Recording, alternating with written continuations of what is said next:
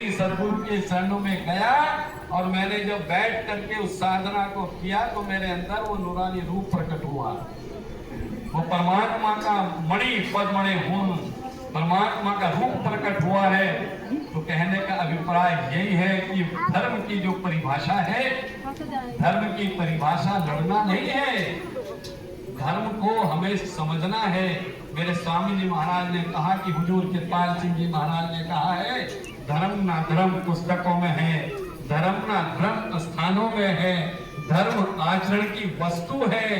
अर्थात आत्मा को परमात्मा के साथ जोड़ने का नाम धर्म है। और इसी को कहा है कि धर्म न हिंदू, धर्म न मुस्लिम, धर्म सिख न जैन, और धर्म चित्त की शुद्धता। धर्म पर चलकर परमात्मा की भक्ति के रास्ते पर चलकर चित्त शुद्ध होता है। क्या होता है? चित्त शुद्ध, अंतर मन शुद्ध होता है।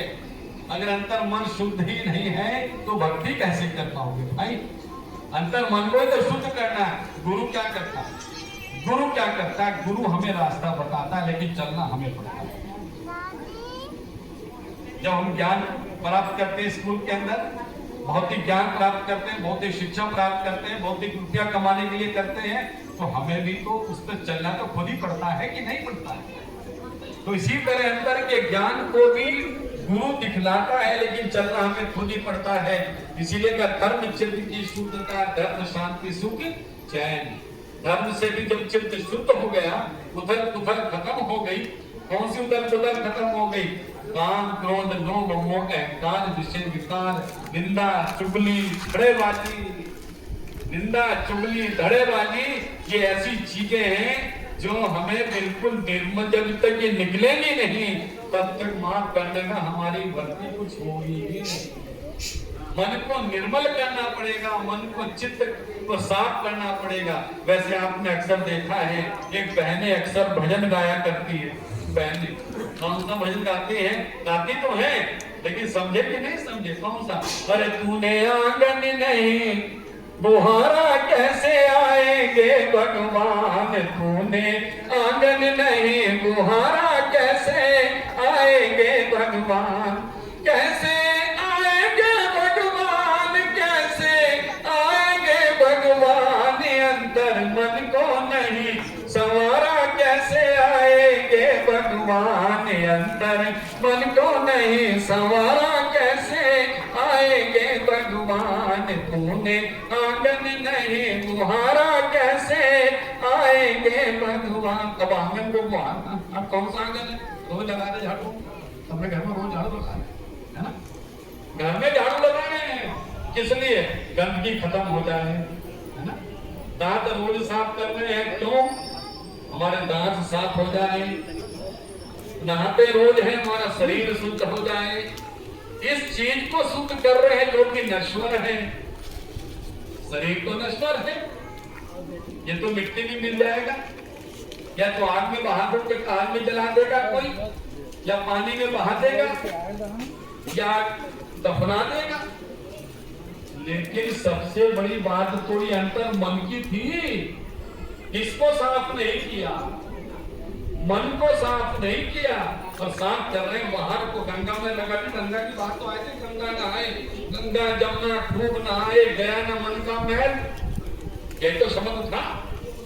गंगा जमुना खूब नहाए और गया न मन का महल। खूब गंगा जमुना नहाते हैं जाकर। मैंने तो आपसे कई बार कहा, मैं तो हरिद्वार का हूँ। अभी मैं एक दिन आ रहा था ट्रेन में, वो बहुत आ रहे थे नहा के इंडिया जा रहे थे कि अब जाकर इंडिया दर्शन करेंगे। मगर बहुत अच्छी बात है।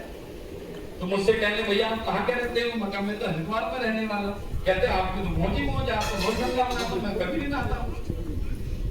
मैंने कहा मैं कभी नहीं नहाता। कहने के क्यों?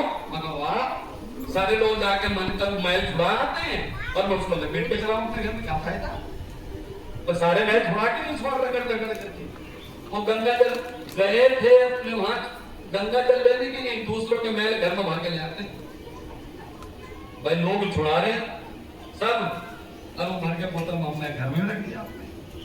तो कहने का मतलब ये नहीं कि गंगा में नहाना हो, बुरा ना मानना। कोई भैया गंगा को मानता है, नहाओ भैया, खूब नहाओ, मैं मना नहीं करता हूँ, लेकिन गंगा को में आप शरीर को नहला सकते हो, गंगा में आप शरीर को नहला सकते हो, लेकिन जिसको नहलाने से मन पवित्र होगा, जिसको नहलाने से मुक्ति होगी, वो शरीर नहीं है, वो आत्मा है। इसी को मीराबाई ने जब रविदास जी के चरणों में बैठ करके उस ज्ञान को प्राप्त कर लिया, क्योंकि मीराबाई को क्या मिला था रविदास जी से? मीराबाई को कोई कमी तो थी नहीं, मीराबाई तो महारानी थी, प्राणी थी। और मीराबाई रविदास जी के पास गई, भगवान कृष्ण से कहने लगे प्रभु आप मिल गए, क्या मुझे मुक्ति मिल जाएगी?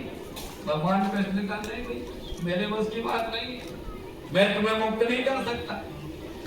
अब वो कहने लगे प्रभु क्यों, क्या बात है? कहने लगे देखो मैं दुनिया की सारी चीज तुम्हें दे सकता हूँ, लेकिन एक चीज नहीं है मेरे हाथ में, वो है मुक्ति, वो मैं नहीं दे सकता। कहते फिर वो किसके पास है? कहने उसके लिए तो तुझे किसी संत की शरण में जाना पड़ेगा। तो मीराबाई कहाँ गई थी? भाई भगवान कृष्ण को रिझा लिया, उसके बाद भी मीराबाई रविदास के पास गई। रविदास जी ने मीराबाई को क्या दिया? आप तो भजन गाते हो बहनों, भाई भी गाते हैं। मीराबाई को रविदास जी ने क्या दिया था? हीरा, कौन सा हीरा? जवाहरात कौन सी थी? कोई कमी नहीं थी।